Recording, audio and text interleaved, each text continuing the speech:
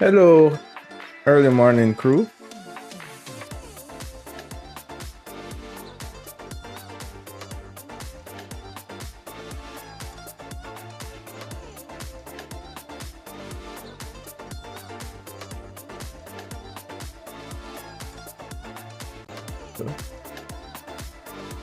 Microphone. Yes. You guys can hear me okay? Yes, Yes, sir. sir. All right. Hold on.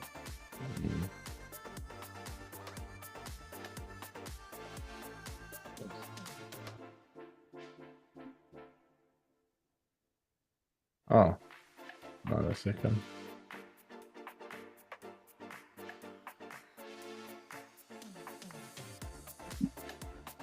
All right, good. Great. Now I can hear you now. All right, guys, welcome. So, um, today we are going to take a look on the next step of moving forward with our model, right? All right. So I remember what we said on, when was it? On Saturday. So I'm aware that we do have a short class today, but luckily what I want to do is to put you guys on the right track. And then I have some videos. I think it's 2 videos that I did in the past that I think can help you guys out. It's for this assignment, specifically for this assignment. And you know, as I said, guys, usually that's what I do. In addition to teaching, I will do these videos that you guys can watch, and it will hopefully help you guys out. So that's something I always did. So luckily I have some in the past that I can use. So while you are out today, I want you guys to use that video to finish up the foundations of your model. All right. All right, guys. You hearing me okay? Are we awake? Are we here? Yes, sir. All right. Anybody have the tea? Like how I have my tea? Huh? Had my coffee this morning, sir. Ah, okay. I see you. I see you. Okay. Well, I'm just doing mine now. Hey, all right. So what we need to have ready is let me switch this over.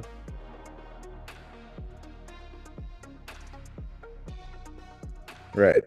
What we need to have ready is Revit. And also, I'm going to have my sketch here. Now, last time we did a schematic drawing in Revit, actually.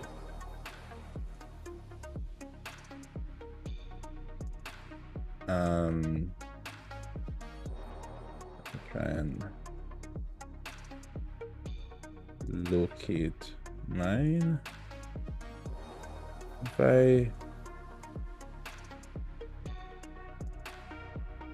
I remember where I put it.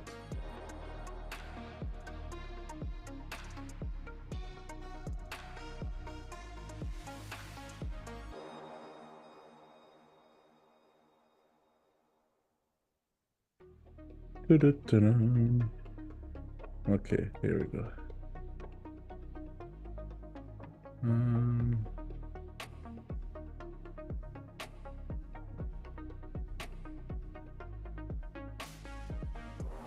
All right, it doesn't matter. I saved it. Oh, I just found it. There we go. Right. Okay. Doo-doo-doo. Doo-doo-doo.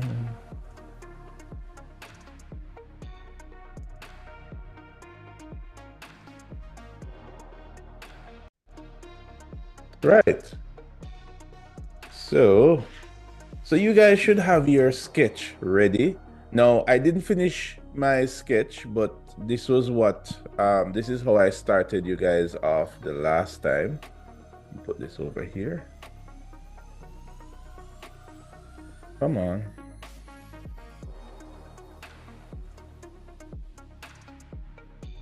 That's my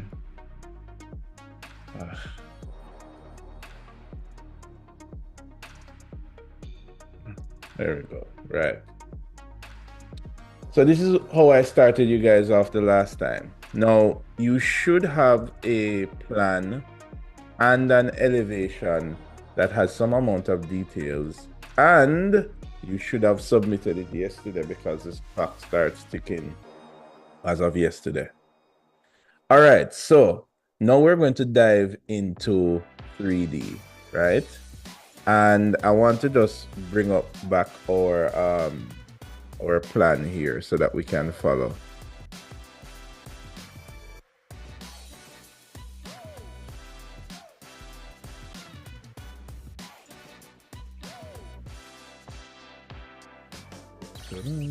Here we go. Right. Here we go.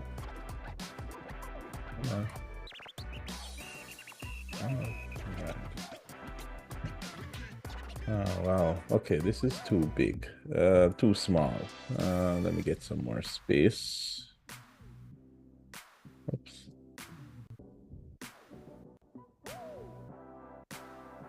Let's try 250.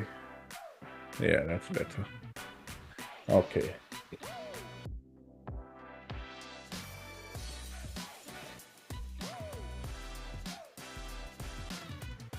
All right, intro to 3D modeling, and let's take a look on the handout. Now, here's the part to pay attention to, guys. This here is going to be our guiding light as to how we tackle this, right? Now, already some of these you started to check off already. For example, you probably have a 20 by 20 building already. The building must be on stilts. Coming down to that, this diagram here, I want you to take a close look on it because you need to build your model according to how this is laid out. So what do I mean by that? For the roof, let's start from the base. So we're going to start today with the foundation and the terrain, and we're going to work ourselves up as we go up. Now, the foundation must be built on stilts, and the design should be structurally accurate, right? And the way how we're going to build this is by using the model in place. Now, I want you to listen to these key terms carefully because model in place is a feature in Revit that we're going to have to use to create the foundation. Now, before we start to draw, right,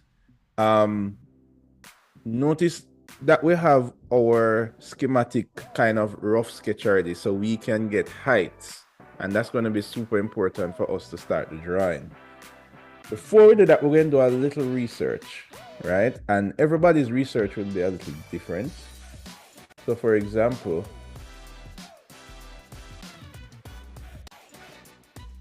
I need to figure out what my foundation is like, right?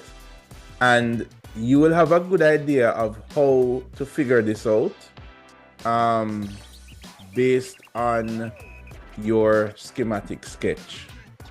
So for example, well, to do this, guys, you would be using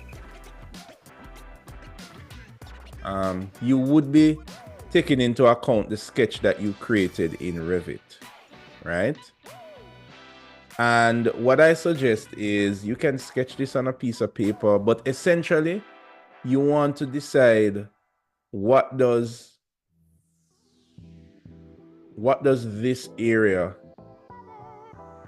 of your building look like? How does this still foundation work? And how does this foundation work? Everything up to your first floor. So in the case of my building, let me use this one. In the case of my building, remember I had some steps that you walk up the step and then you enter into the ground floor. Now your foundation model that you're doing now is everything minus the walls and into the ground. This part of the model. Now for some of us, there are actually steps that lead up to our model. For some of us, maybe not. Maybe you just walk straight in. It doesn't really matter whether you have a step or not. But we need to find out, what does this look like in terms of structural design, right?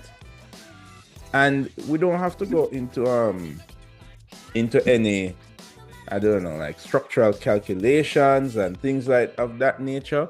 But notice one of the keywords on the handout, and that is that the building, these elements must be created with structural design must be structurally accurate. That's this phrase right here.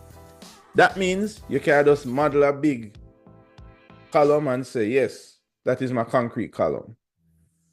At the same time, I don't expect you guys to be modeling nuts and bolts and angle plates and these things. I want you to find a happy medium where your model represents something that is structurally accurate, but that it is not over detailed.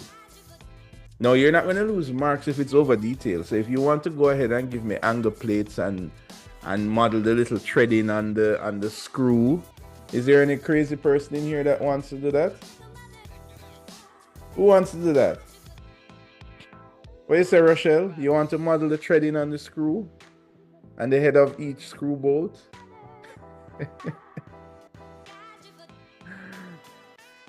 Sure, sir. Why not?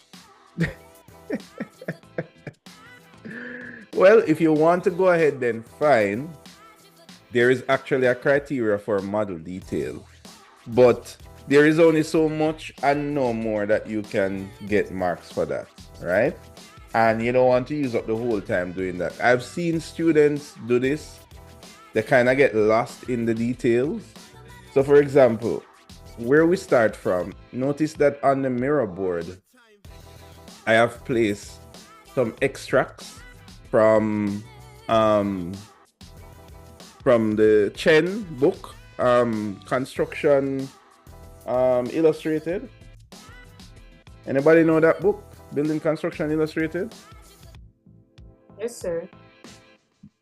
And these are some very popular details that you can use as a guide. Now, you don't have to use my details, but these are some ones that are most popular, especially when it comes to foundations and how it works. Now, it doesn't mean that you have to follow this exactly, because maybe your building is a little different. For example, maybe you don't have like a 4x4 stud that is mounted in concrete like this. Maybe your stud, maybe you have more of a wall, kind of like this for your stud. You know what I mean? Maybe you have like a very elongated column. You know what I mean? That goes up because it's just your design.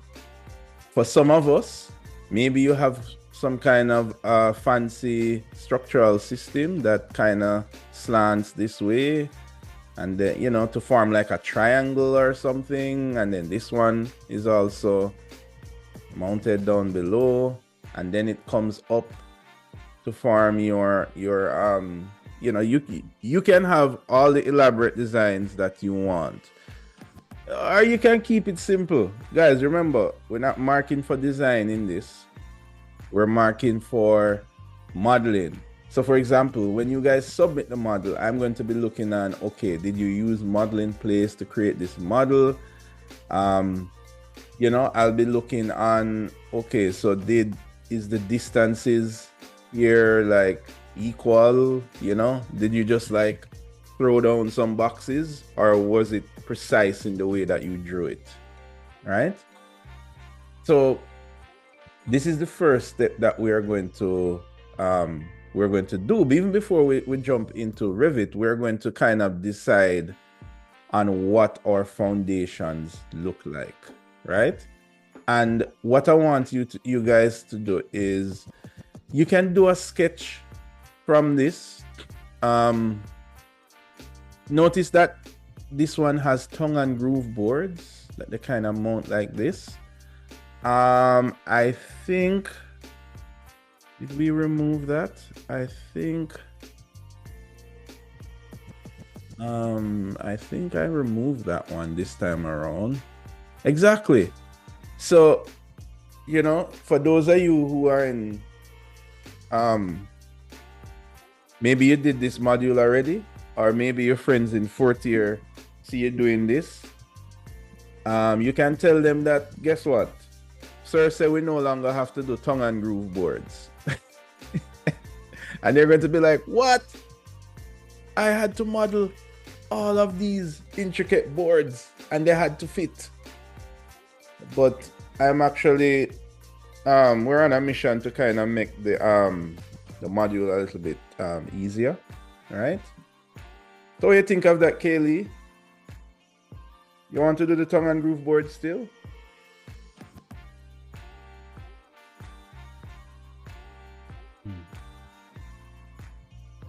Are you there, Kaylee?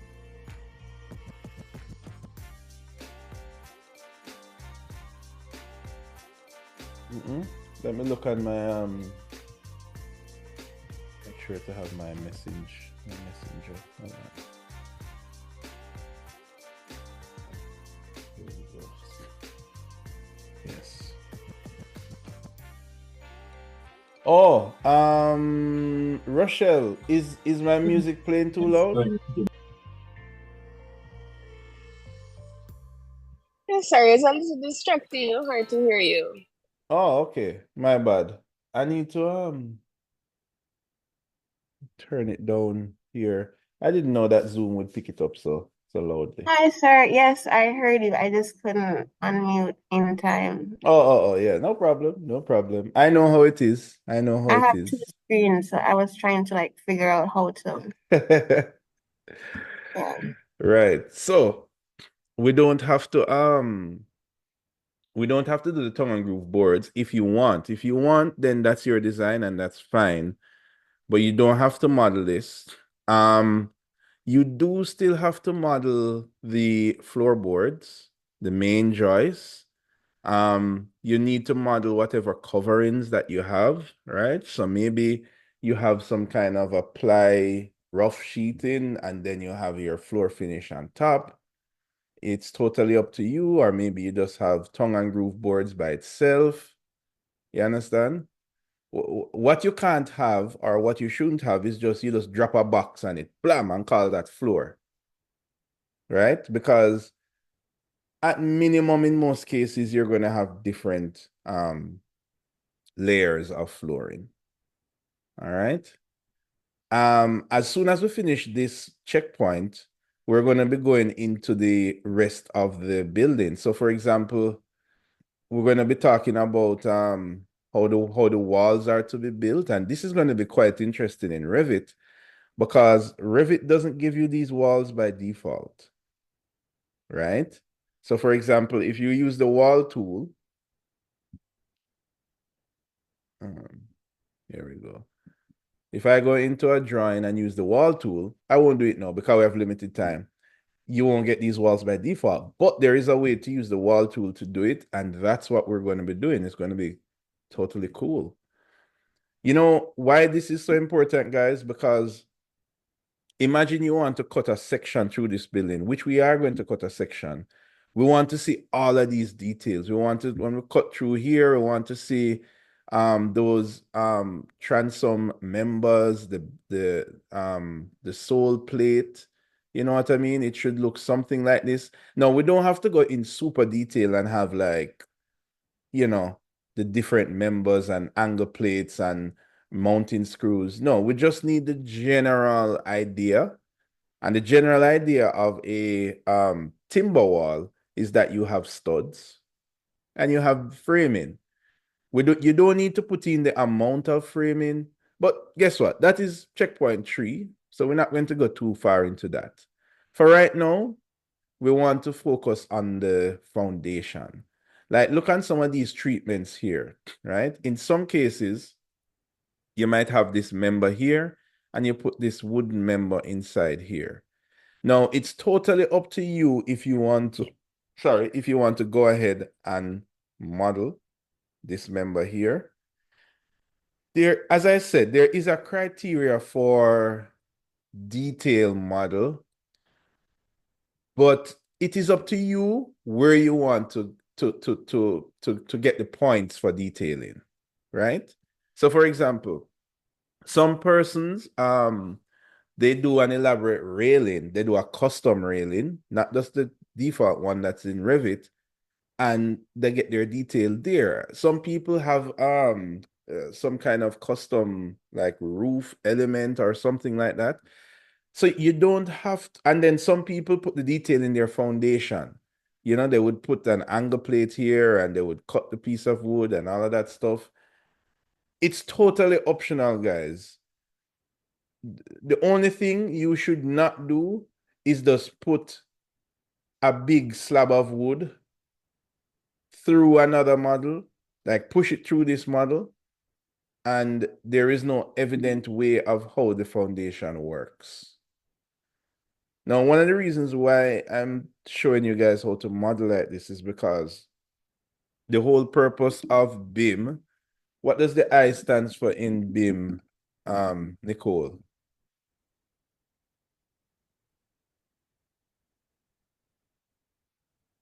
Do you remember? BIM. What does the I stand for? Are you there, Nicole? Yes, sir. Mm-hmm. Anybody, you remember what the I stands for? Information. Exactly. That's how long it take you to Google it? Or you knew it already? No, sir. Anyway, yes. In order for you to get information from your model have to have some amount of accuracy. It doesn't have, as I said, it doesn't have to be extremely accurate. And guess what, guys? This is the main challenge with producing drawings in a BIM environment. And we're going to learn about this next semester when we do BIM. There are different detail levels. Because remember how we do things in architecture. You can draw something general and then you circle it and blow it up in a detail to show how it works. BIM is kind of the same thing, except you're modeling. So you can model something generally and then you blow it up in a detail and show how it works. So that's the approach that we want to put here. This is a detailed drawing. The purpose of these drawings and here is to actually show where screw mounts are and the sizes of the elements and all of that. The purpose of this drawing is not to show the entire building. So therefore, when you guys are doing the foundation, you don't necessarily have to put like subtract screw holes and all of these things, right? But you have to, for example, if this member here is going to sit between these members, and that is the design that you're using, then in this case, you would have to model the members and leave a gap between it for when you push this member in. But that's as far as you'd have to go. You wouldn't need to put in the screw holes and all of that stuff. You understand what I'm saying? It depends on the design that you are doing. So for example, this that mounts down like this. For this one, I would say that you would need to put a member here to show that it is bolted. You don't have to put the screw holes in. Or maybe you see this is kind of a gray area because part of when you're creating a drawing in a BIM environment, you're actually deciding on what is it that I need to show for this drawing? Very important, guys. When you're doing your, let's say your studio project for your housing project, right? You don't want to get lost in making this elaborate BIM model. Right? I want to repeat that again. Don't fall down the rabbit hole of making this elaborate BIM model that has all the light switches on the walls and all the doorknobs on the door. Don't get lost in doing that, right?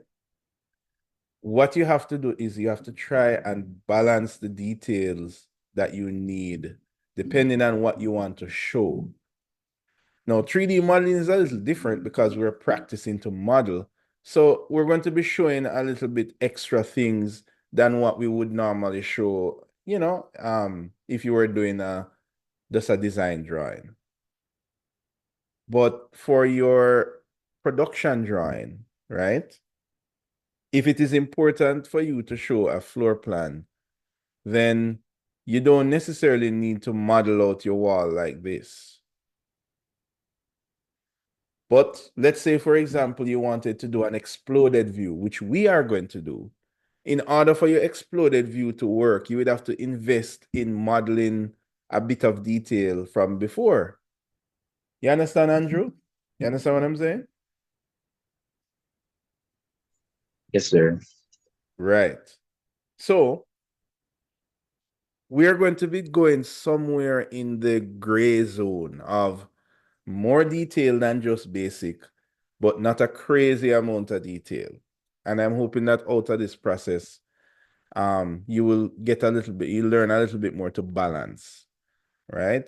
Take it from me. Like me, I totally went overboard. I was using, at the time though, AutoCAD architecture. I wasn't using Revit. And at the time, Revit was known as something else. I can't remember the early name of Revit before it was called Revit. It was called something else, like IronCAD or something like that. But so I was using AutoCAD architecture and I was going crazy on the details. And I mean, the only thing that saved me is because I was kind of quick with the computer. But now looking back, I'd say to myself, Brian, you are one crazy dude, right? And that's putting it nicely. Why did I go and model out all of these details and then I show an elevation and it would never be seen? I must have been crazy. So I don't want you guys to be as crazy as me. So that's something that we're actually going to focus on. All right. All right. And here is a nice kind of section here showing how the foundation model works, so in a way, guys, I mean, I kind of did the research for you because chances are the type of model you're doing is probably going to be one of these. And the reason why I do that is I want us to focus more on the modeling and not so much on the structural design. You guys have Mr. Mills for that, right? And Miss Jen. And in that class is where we would go into more detail. Here, I just need it to make structural sense, right? Don't give me members that are as thin as a piece of ply. And at the same time, don't give me some crazy, gigantic wood members that don't even exist, wouldn't have been possible in the real world. Okay? All right. So, the first place I would recommend that we start is you decide on your foundation for your building. Like, what is it going to look like? Just a rough sketch. Now, for me, I like to sketch in Miro using boxes and stuff because I'm using the mouse and it's just easier for me to do that. So if I go back over to my drawing here, I know that I have my ground level kind of like that. So, and I'm going to use maybe something like this, but mine will be a little bit different because in my design, I have this, let me look on the section. I have this member here that is a support for the upper floor. So this has to be pretty thick, whereas here is pretty much a standard deck, right? All right, so what I would do is, what time is it? Okay. All right. We're still aiming for 9:30, guys, right? Yes, sir. All right, cool. All right. Don't worry. I have as I said, there's a video that you can use this video. At the time when I did it, the assignment was a little different, but the foundation part is the same, luckily. So you can use the video for that. But the rest of it has changed, you know. So you might see me doing something similar in the video, but maybe just with some older programs or something. All right, so let's say this is my foundation here. So this is going to be, let me do this over here. So you guys should be sketching your foundation now, right? And I say to sketch it because once you start modeling, you don't want to start by modeling. You want to just spend a quick 5 minutes and just kind of get an idea of what your foundation will look like. If it happens to be exactly like this, as a matter of fact, I'm just going to use this foundation. As I said, yours might be a little different. Maybe you have an overhang for your deck. Maybe it doesn't land exactly here. You know what I mean? It depends. Now, for the foundation, we don't need to do the stud wall. All we need is the bottom section of the model. All right. All right. Now, the first place that we normally start from in Revit, so let's head over to Revit now, is we are going to start with levels, right? And chances are most drawings that you start with when you're laying down your first I guess you could say your first sheet of paper just to start drawing. Let's put this over here.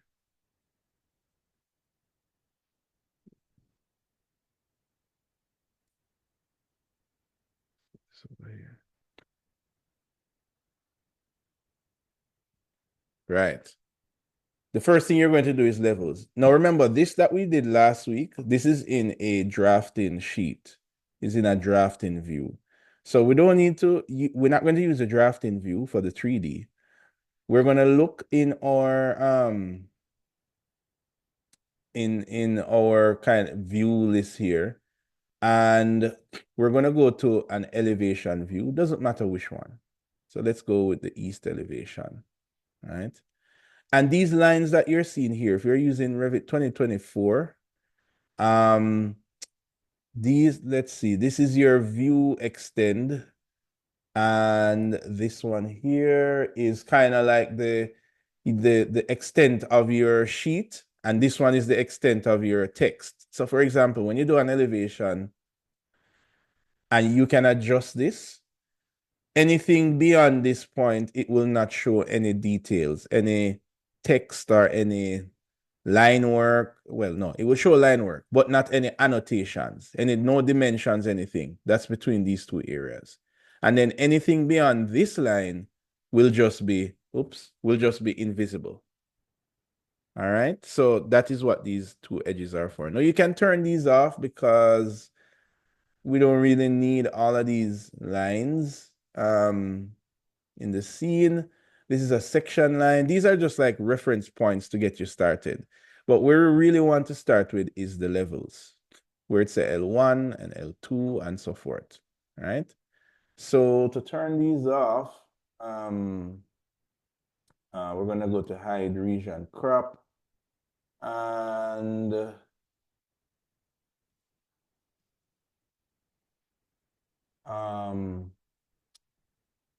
this is for the view extends. We can just let's just leave this here for now. And we'll just hide the region crop just so that it's not so confusing.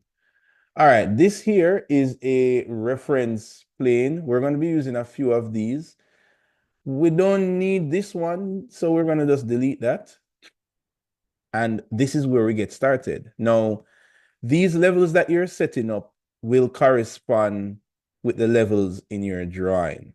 So for example, let's look at what we have here. We're going to need a level for... so again, guys, I went to an elevation view, any elevation view, right? And the purpose of doing that is because we want to set up the different heights. This is super important for Revit. Because when you're drawing, you will draw based on a height. All right, so let's go if we can get there we go. Right. So we have one level here. We can call this our ground level, perhaps. We have another level here. We can call this the bottom of foundation. I'm just writing these weird acronyms because I don't want to write that out with the mouse. It's super annoying. Then we're going to need a finished floor level, which is going to be here.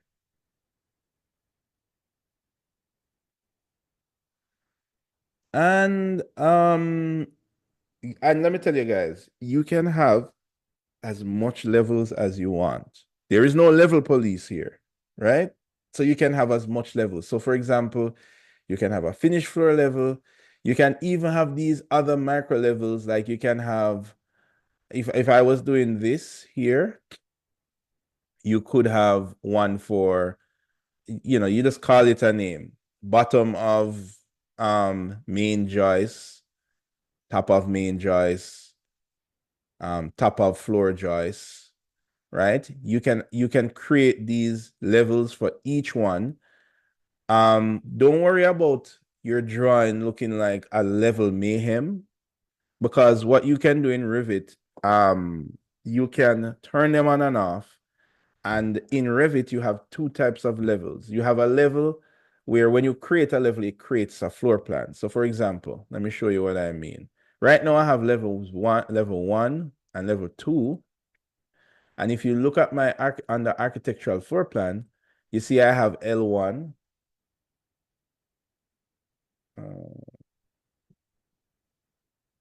And I'm just getting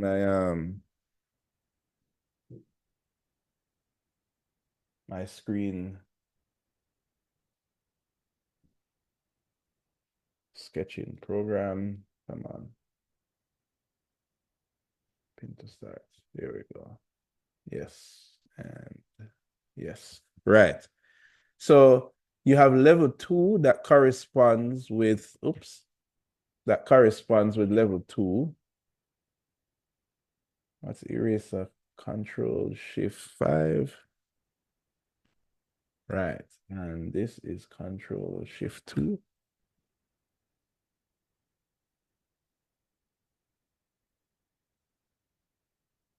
Control Shift 3. Okay, yeah. So level 1 corresponds with here, and level 2 corresponds with here. So every time you create a level, you will create a new floor plan, right? So let me give you an example of that.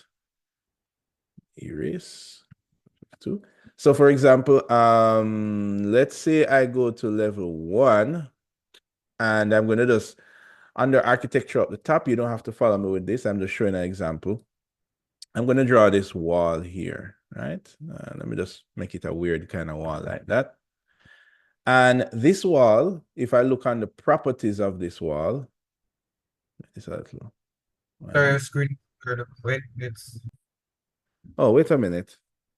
I see that you just spoke, but I wasn't hearing you. I think I need to adjust the timeout of my headset because it's okay. Yes, repeat what you said a while ago. the screen was blurred a while ago, but it fixed itself. Just like that. Yes, yes, yes. Let me optimize the share. It might be a little slow though, so. All right, there we go. Oh, also, I just realized that I may be blocking some of the things I'm trying to show. So we go all the way in the corner down here. Yeah. All right, there we go.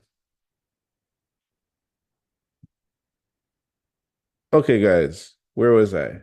Right. So if I click on any one of these walls that I just drew, remember I was on layer 1 while I was drawing these walls. You can see that the base constraint is on L1. That is where the base of the wall is. And the top constraint, it says unconnected. So for this wall here, I'm going to say I want it to be constrained to level 2. Now, if I go into my 3D view to see what this looks like, I'm going to do that by just clicking the little 3D view up the top. Or actually, 3D views is in your list of views here. So if you go down a little further, it's the 3D views, and you can just click on this one that says 3D. All right, now if you look on this,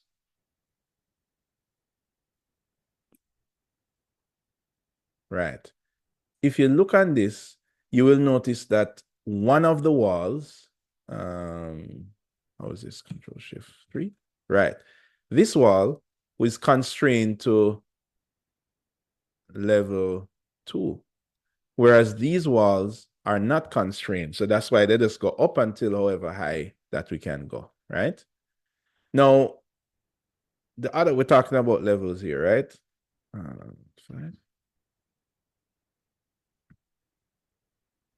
Right, so if I go to level 2 now, you will see that the wall that I constrained to level 1, which is this wall here, you will see kind of grayed out, which means that it's below.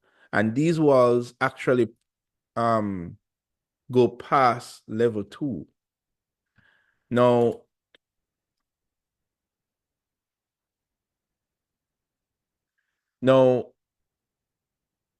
every time, if I go back, let me go back to my elevation view. And what I want to do, I want to create another level. So what I'm going to do, I'm going to just, let me show you the proper way to do it. You're going to go to view, and then you go to levels. The reason why, as I said, your own might look a little different because my ribbon is squashed. So it's even making it harder for me to find where levels is at with this so small. It's not section, it should be, it's probably one of these tiny symbols. Elevations, plan views.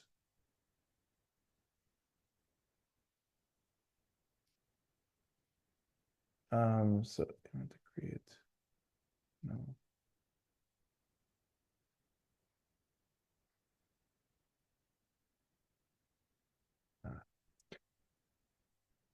I hate when, okay, let me stretch it out to what I'm used to. Get wider.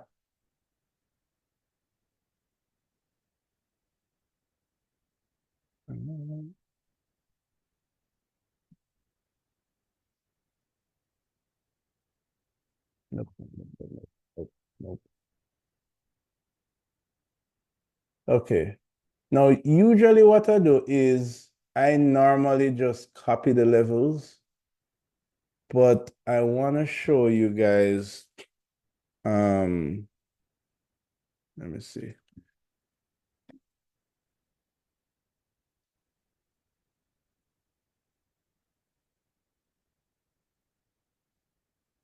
Ah, is it this? So it's tiny, this little tiny icon?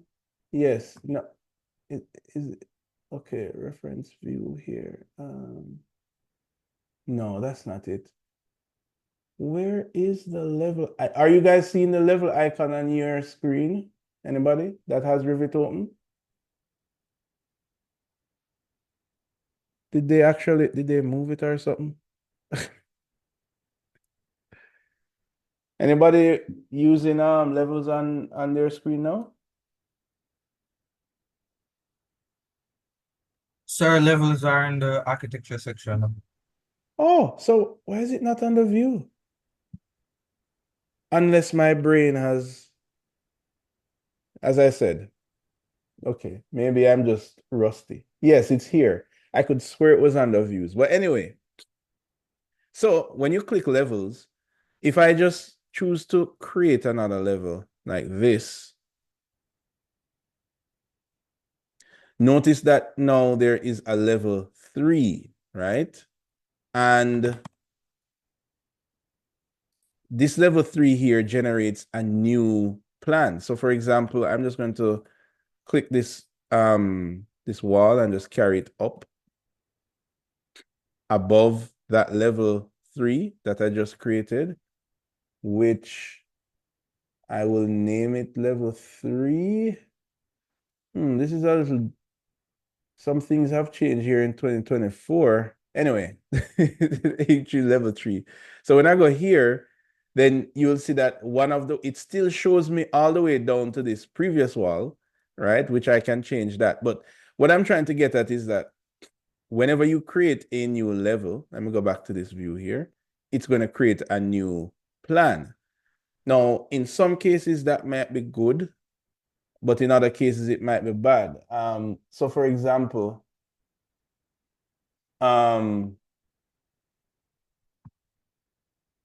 if you look back on my drawing here,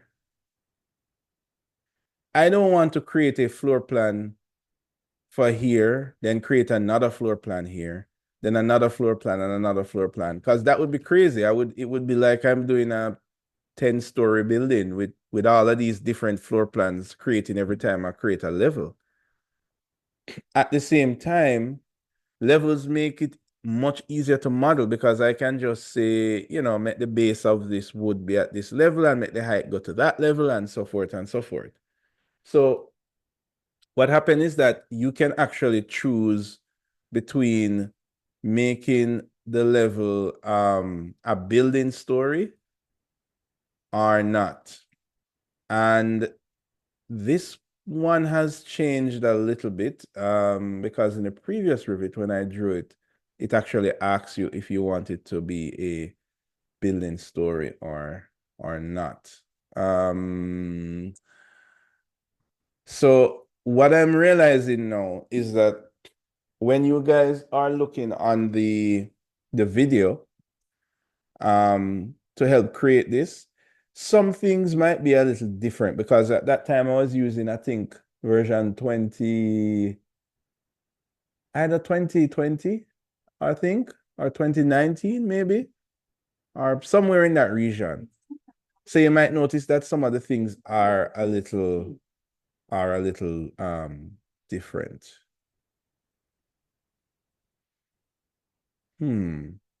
Okay. All right. So the main idea now is that you want to, if I can actually just also copy this level to create another level rather than creating a brand new level from here. Oh, the shortcut is LL. Right. And I can do that by clicking on this level and going to copy. And then going to paste. Oops, let me just put that here. And then I have another level.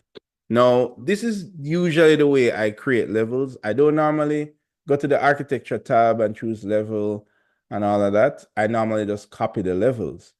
Now, whenever you copy a level, if you look on these two colors, you notice that they are different. This one is kind of blue and this one is just white. And what this is saying is that notice that there is no level 4 plan here. So whenever you copy a level, it's just a reference level. It is not creating a floor plan for every level that you copy. And this is the key to what we need to do. We need to just create a bunch of levels, and these levels are going to help to guide when we create this plan here. So the only level that we need to be a floor plan is going to be our finished floor level, because that's going to be our official ground floor plan. But all these other levels here, we don't need it to generate a whole new floor plan. All right. So Dana, are you following? Are you understanding what I'm saying about levels? Yes, sir. Right. So usually when we create a drawing, we normally start from levels or grids. It depends on the nature of what you're drawing. In this case, because of what we're modeling, we're going to start from levels because that's super important. But let's say that you had a drawing, and let's say you had a drawing and you wanted to model it. You know, maybe you're generating drawings, or for whatever reason you're modeling it, you would normally start from grids. And we're going to look on that. Actually, we're going to look on that next year in detail, but we're going to do a little bit of it this year as well, because grids is also, think of it this way.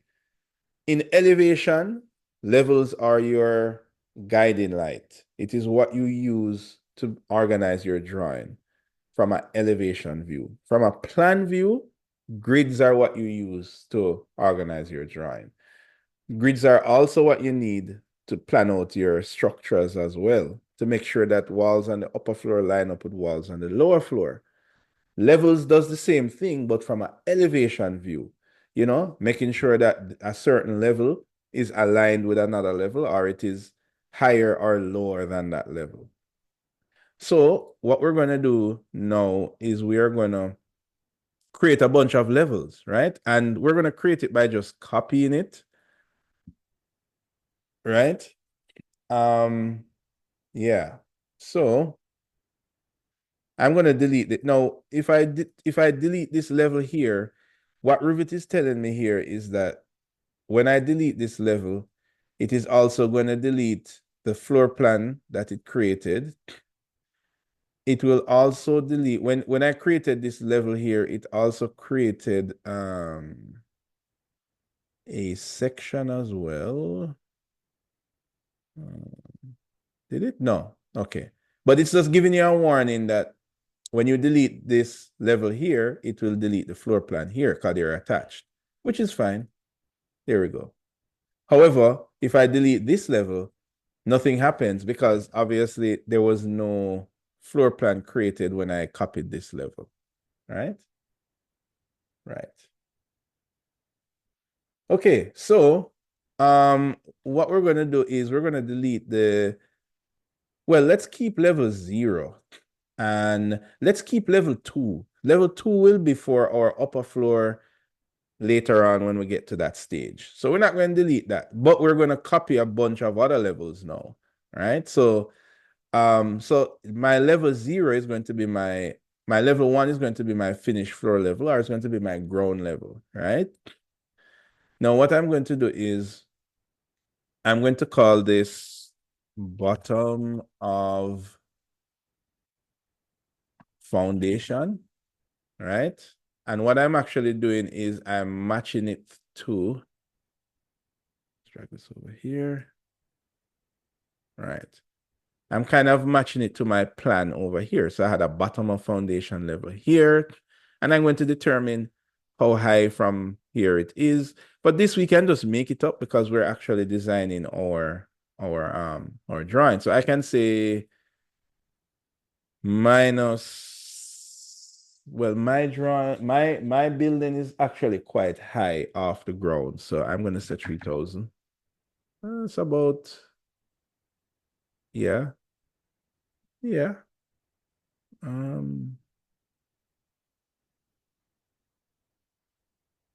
Yeah, I think so. Maybe it would even be higher. It depends. Can I write?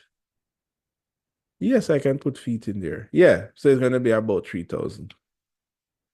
Oh, I can put the feet symbol instead of writing F2. I learn things every day.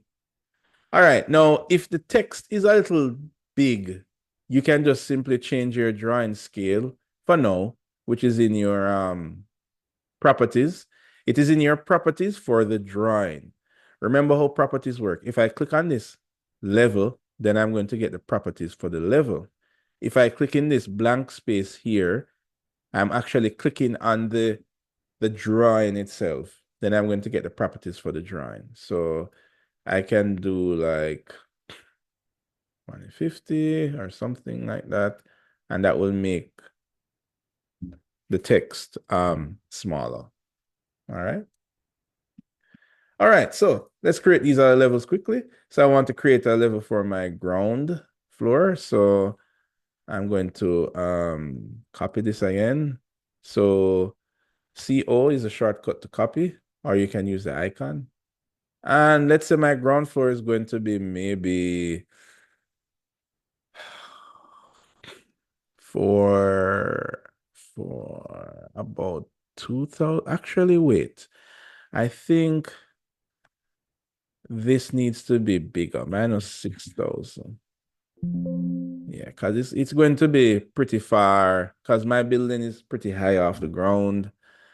So the ground floor will be, so I'm going to do CO to copy, then click a reference point, then move it. I'll make that about maybe 2,500. Oops. Right. Then I might choose to do one for the underside of the main supporting joist. So I know those joists. Oh, and I want to name this. So I'm gonna say top of foundation B. Now, don't worry, if you were doing like a set of drawings, you can choose whether or not you want to show these or not. Right now, this is just guidelines to help us to model. All right. All right. I see that it's after 9. So do you guys have to start heading out now? Does some of you have to start heading out? Because I see like some people have left, 1 or 2. Guys? Yes, sir. What was that, Kaylee? Does some of you have to start leaving now? Yes, sir. Ah, I figured. All right, so before you guys go, before you start to leave, I want to talk about our schedule here, right? Because that's going to be important going forward. Now, guys, we must try and keep this schedule so that so the semester doesn't devolve into craziness, right? Nobody wants a crazy semester. CSA is already crazy as well. So let's not add to the craziness. Now, we have a lecture that's coming up. And in this lecture, that's when, if you click on it here, that's when it's, topic 1 and 2 will be presenting, and we're going to talk about topic 5 and 6. Apart from that, now, the next class, we're supposed to work on the terrain, right? So here is what we're going to try and do, right? In today's class, by the end of today's class, the objective is that you would have at least reached about 70% on your foundation, right? Now, what I will be doing going forward is that, remember how we have the class activities that pops up randomly throughout the semester. I wanted to do one yesterday, well, Saturday, but as you said, we couldn't do it at that time. But some of these in-class activities, meaning we're working on the foundation in class. Some of these target points, if you submit it before class, some of them can be used as can go towards your class participation, meaning that in class you have created this model, right? No, we won't do it for this class because this class is actually going to be short, but I'm just giving you the heads up. So for example, at the end of today's class, if I said to you, oh, by the way, guys, today's activity is going to be a class participation, it means that at the end of class, you submit the work that we're working on in class, and it goes towards your participation. If you don't do it, then you would have missed out on that participation, right? And if you remember how participation works, basically I just add up all the activities we did for the semester and divide it by the amount. All right? All right. All right, Odin. You understand me? Yes, sir. Right.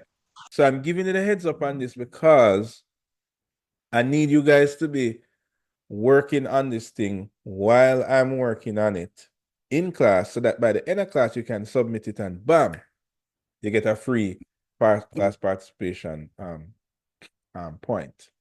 All right. Now we won't do that for this class, obviously, because I know something came up that you guys have to leave. But there is I'm uploading, I'm putting a video here. Give me 1 sec. Let me locate it.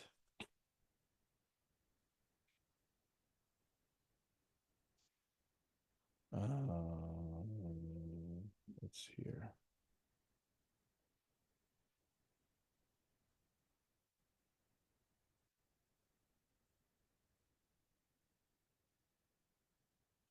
Okay, here we go. All right. So what I'm going to do is,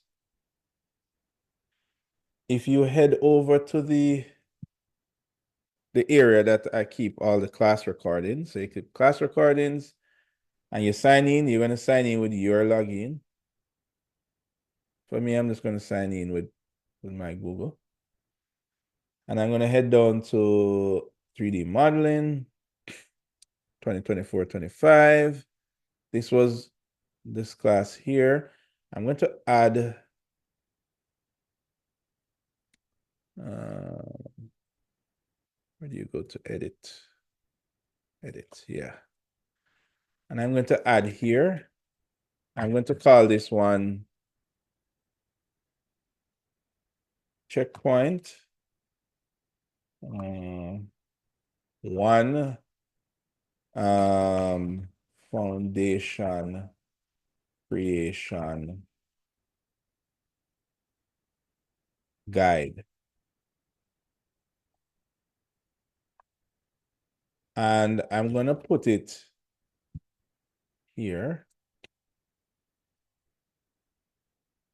So this is one video, foundation creation guide. And I have a part 1 and where's part 2 now?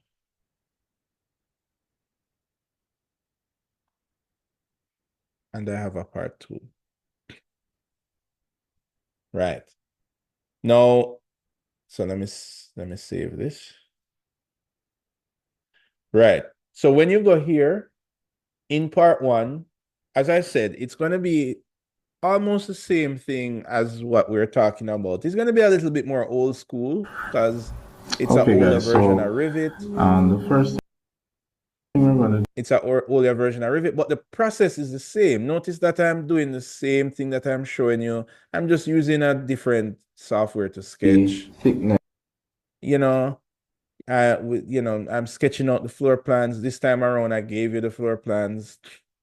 I'm creating levels. Now, as I said, the levels might be a little different because this is another version of Revit. And then notice that I am starting to model the foundation footing here. So the 4 footings there and so forth. So this kind of gives you a good start. This is exactly what we would have been doing in this class. Maybe with the things a little different because it's a newer version of Revit. So I want you guys to use this so that you don't fall behind, right? And this is part 1 and this is part 2. And you can ignore this section with the floorboards because you don't have to do the floorboards. But if you want to do floorboards, this is how you would do it. And you just use the array tool and just bam, array and cover your base here. And this kind of gives you an idea of how to create that that foundation. It even goes a little bit into the stud walls, but as I said, the stud walls will be using a totally different method to model the stud walls. So, but everything up to the foundation is usable. So what I want you guys to do, I want you guys to watch this and complete this checkpoint, because in the next practical class, we will be moving to foundations. Maybe what I can do is in the lecture class, I will see if I can touch a little bit more on creating the foundations. But I don't think we'll have the time to do a full-on practical because, you know, we'll be having to do the presentations in that class. All right, guys, what do you say?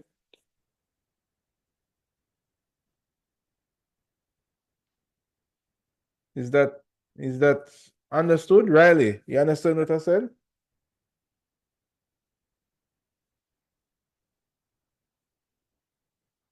Are you there, Riley? Yes, sir. Right.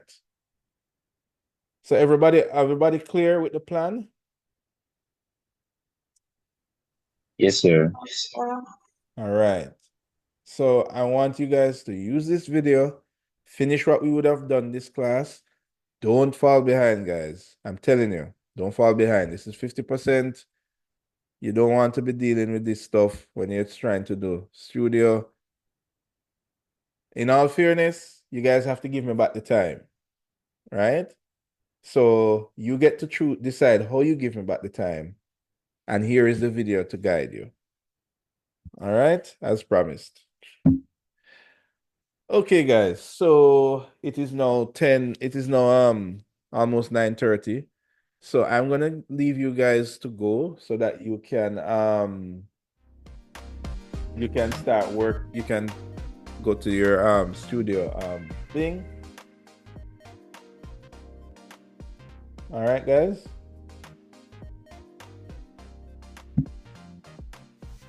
Yes, sir. Thank you. All right.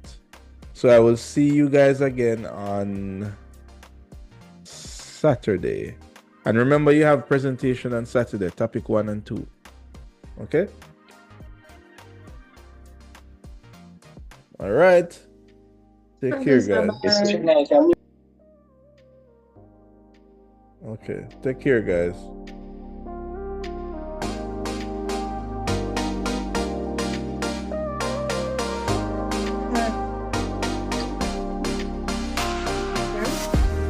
Yes, what's up? So I've been trying to save the second part of checkpoint 1, but when I was saving it to PDF, I'm not seeing it on my device. I've been searching and searching for a couple of days now, and still I'm trying to resave, but I don't know, I'm not seeing it. So what, you lost the file? So I did it, no, I did it in Revit. It's still in I have it, but when I save it, it's not I save it in PDF, but I'm not seeing it. What PDF printer are you using? Is it the Microsoft PDF printer? All right, so I went on File, I went in Export, and I see PDF, CAD format, and I clicked on PDF. Right. Something pop up, about the export range, current No. window. Well, I would go, don't use export, use print. Use print. So Send me a try from last week, Monday, Tuesday. All right, no Alright. problem. So go So on go to- print. Go to print, and then now, well, I have Adobe PDF, but you might have Microsoft Print to PDF. Do you have that one? Hold on. I went on print. I only see print, batch print, print preview, and print setup. Or is not that you're talking? When you go to print, here, you don't see a window like this, Hold and you on. see printer name, and you're in Yeah. Revit, right? Right, sir. Mhm. I don't see that name. I see PDF redirect. Let me try another one. Let You me try. When you go to file and go to print, Yeah. you don't see this window. I clicked on print. Mm-hmm. I've Revit 2023. It Right. immediately, the file name immediately went to PDF redirect V2. I don't know what that is. Okay. Share your screen. Let me see. Stop my share.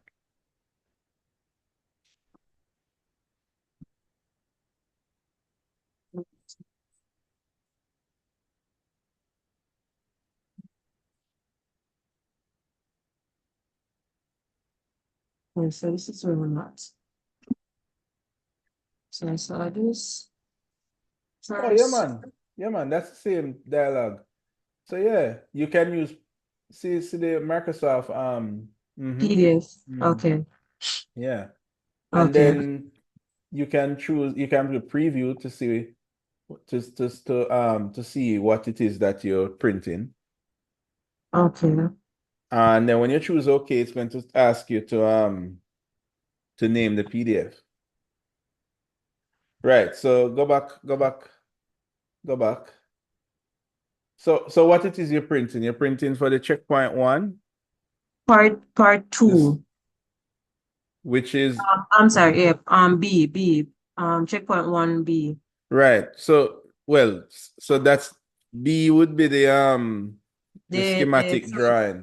Right. But you wouldn't need to give me the sketch in the background. Because remember, Okay. you're going to give me the sketch separate and the floor plan separate, like how it is on the handout. Okay. Right. Exactly. Right. Cool. Oh, fix this. All right, sir. Appreciate it. And then now you would Let's yeah, click on print well, and zoom then press. out. Wait. Cancel. Zoom to where you can see everything. Zoom in a little bit more. And then you print.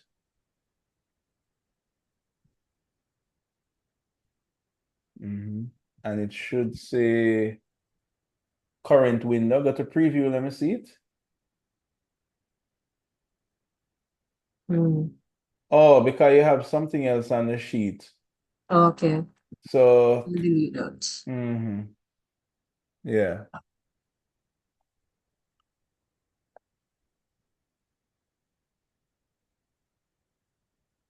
Right.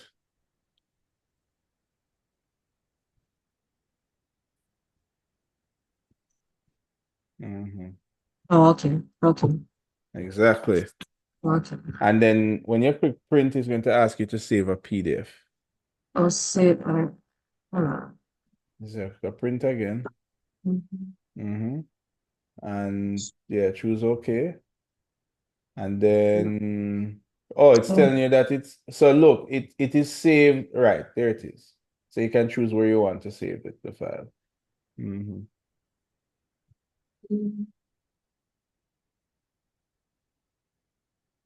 All right.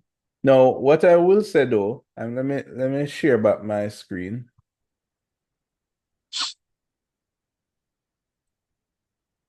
Yeah, what I will say is that remember the handout? Yes, sir. I'm giving you this as a bonus tip, right? Let me go back to the class website.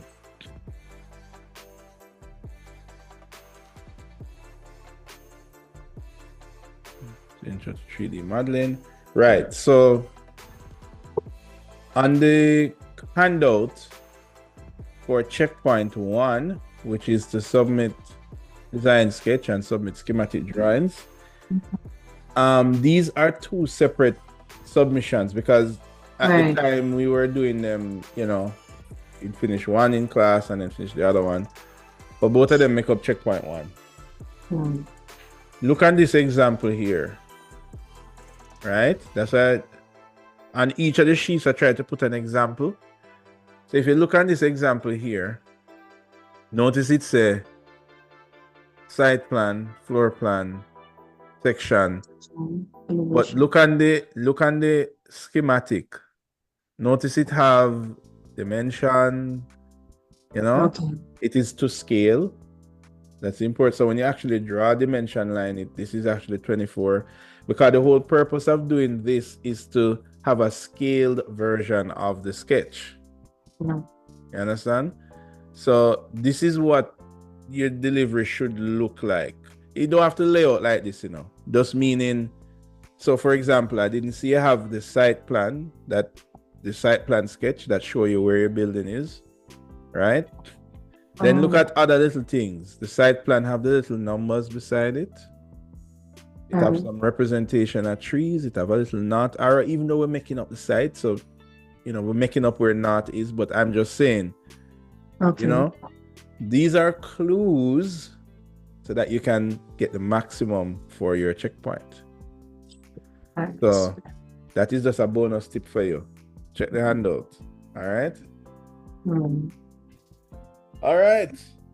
Well, enjoy your studio site analysis. All right. Thank you, sir. I appreciate you. All right, cool. All right, later.